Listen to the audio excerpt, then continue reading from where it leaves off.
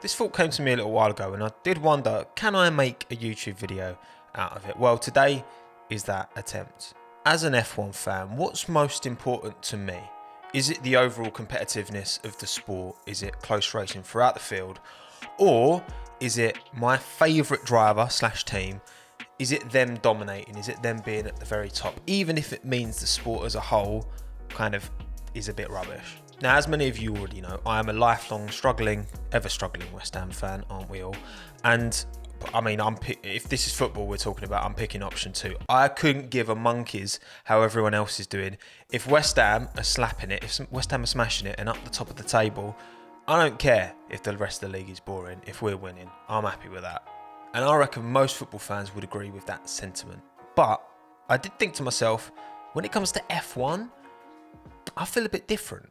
So what I did is I created a poll that got 46,000 responses on my YouTube community. So thank you all so much. So the question was, out of the two choices, what would you pick? Option A being that your favourite team / driver excels in the sport, but the rest of the racing is cack. Or B, vice versa. So your favourite team / driver struggles, but overall the competitiveness of the sport is much closer and it's a much more exciting thing for everyone.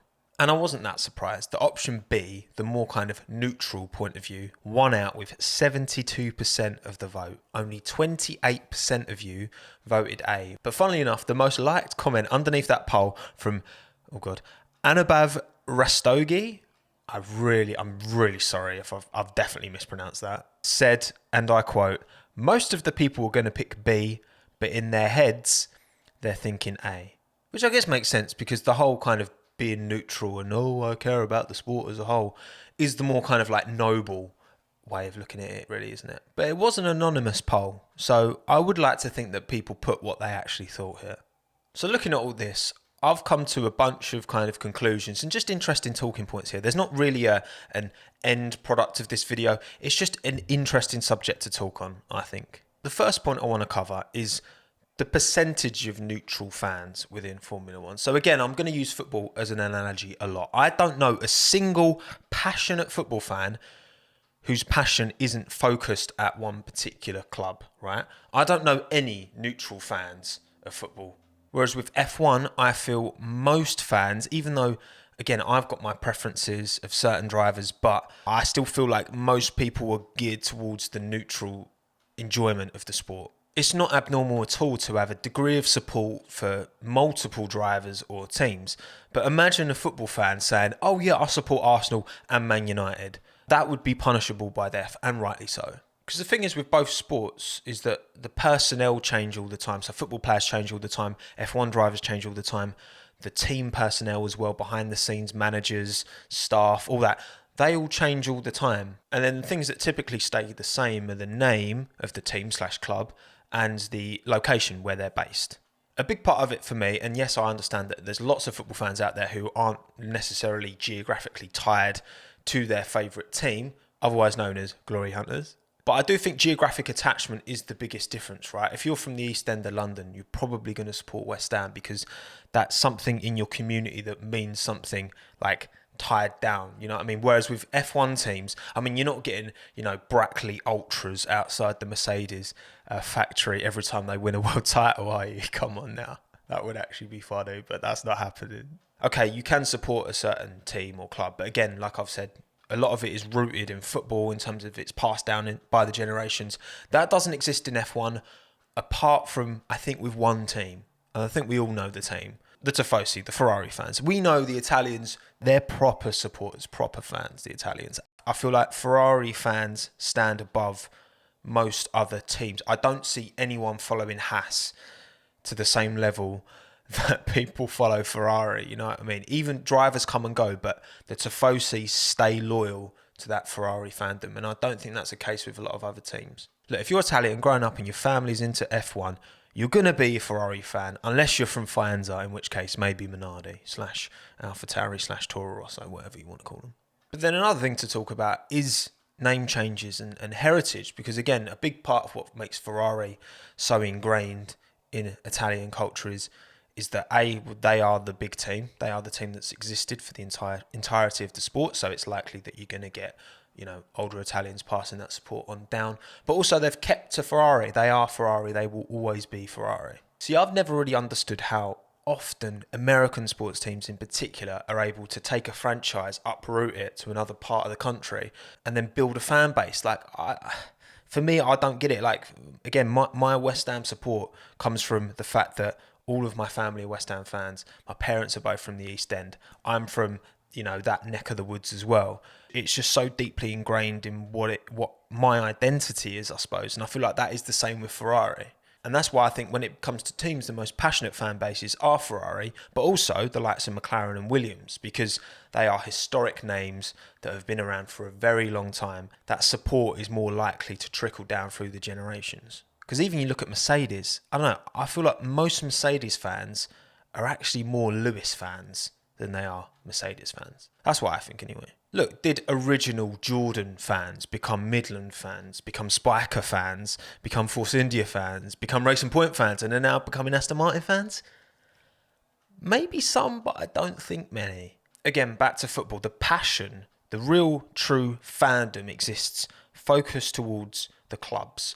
But in F1, I feel like more of that focus is on the drivers themselves. I'm a huge Alex Albon fan, as you all well know. I'm not a huge Red Bull fan. There was no affiliation to any team that's anywhere near as strong as my affiliation to Alex, to Daniel, to Lando as well. It's easier because you can build connections with the drivers. But the thing is, the drivers have a sell-by date. You know what I mean? Ferrari have been around since the 50s. You're not going to get a driver still competing who's 70. Okay. Another point I want to touch on is the damage that is caused by domination. Not just to the egos and the excitement of everyone who isn't a fan of that team or driver, but it does cause real damage to the overall sport. Domination is boring for most, but great for whoever you support. And again, like I said about West Ham, if West Ham were slapping it up in the Premier League, I don't care how everyone else is doing. I couldn't give a monkey's. The thing is with F1 is I feel that, and I think we all understand this, it is a bit more of a fragile thing. Football's not going anywhere. That's just not happening. Even if the Premier League stopped, another league will come. That sport, its essence, is not going anywhere.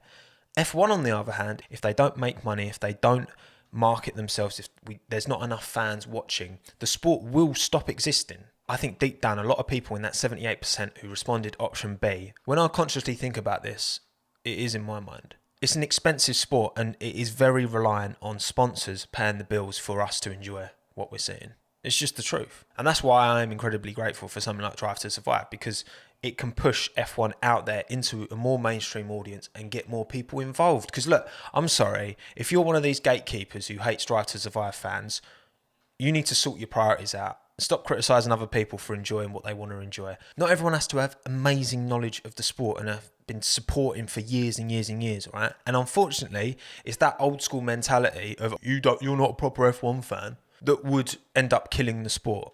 Adapt or die, right? And then one final point I want to cover on is that it's not just about winning. It's about how you win. I rate Lewis massively. I don't call myself a Lewis fan because there's other people who I'm much more drawn to. But surely, Lewis fans out there, is it enough to just win? Like, when you're dominating so much, does it feel the same? Does it really feel the same when he's picking up these wins, when he's not having to really, really battle for them because he's in such another world, both in terms of his performances and the car that's underneath him? You can't tell me that Lewis winning his third race in a row comes even comparable in terms of the feeling of Gasly winning at Monza, of Perez winning, of the two Renaults on the podium, the two McLarens on the podium. Like, when something's been a struggle, I feel like you're more drawn to it. It's the story behind Sergio Perez getting that maiden win after so many podiums over the years. It's the story of Pierre getting that win after being dropped by Red Bull and the resurgence coming through. That's all part of it. And look, sport support is not just about winning, is it? Otherwise, we'd all support the Patriots or Real Madrid or Lewis Hamilton, right? Surely. I don't know, when it comes to my experience, I think, obviously, look, I think part of what really drew me to Alex as well was the struggle and the fact that I just was so desperate for him to turn it around. It didn't work out for him, but I just wanted it to so much. And even this season, I look at someone like Ricciardo and Tsunoda and Norris, the drivers that I feel that I have the most affinity towards, and Gasly as well, to be fair. If it means the sport as a whole does better, and even if it was Alex still racing this year, I would still, hand on heart, genuinely prioritise the overall competitiveness and enjoyment of the sport over my affinity to one particular driver. Because as much as I love Alex, that's nowhere near my love of West Ham. It's a weird one. I do think the fragility of Formula One and how we can't afford the sport to be boring for too much longer anyway. Hopefully the regulations will sort it out. But even then, it wasn't a boring season last year, even though Lewis ran away with it. We can't afford this sport to be boring, otherwise it will disappear. And I definitely think that plays a big part for me. Anyway, this is a bit more of a waffly one. I hope you enjoyed. Let me know in the comments below your thoughts. I'll promise to be as active as possible as I can, responding to as many comments as I can, particularly in the first kind of few hours of the video dropping. If you are part of that 78% who said, like, are you being honest with yourself? Maybe if you were part of the smaller percent, have you changed your mind or have you changed the other way? I'd be interested to hear all your thoughts below, as always. Thank you all again for all the support. Honestly, it means the world to me. My name is Tommo. This is the Tommo F1 YouTube channel and will always be, because, hang on.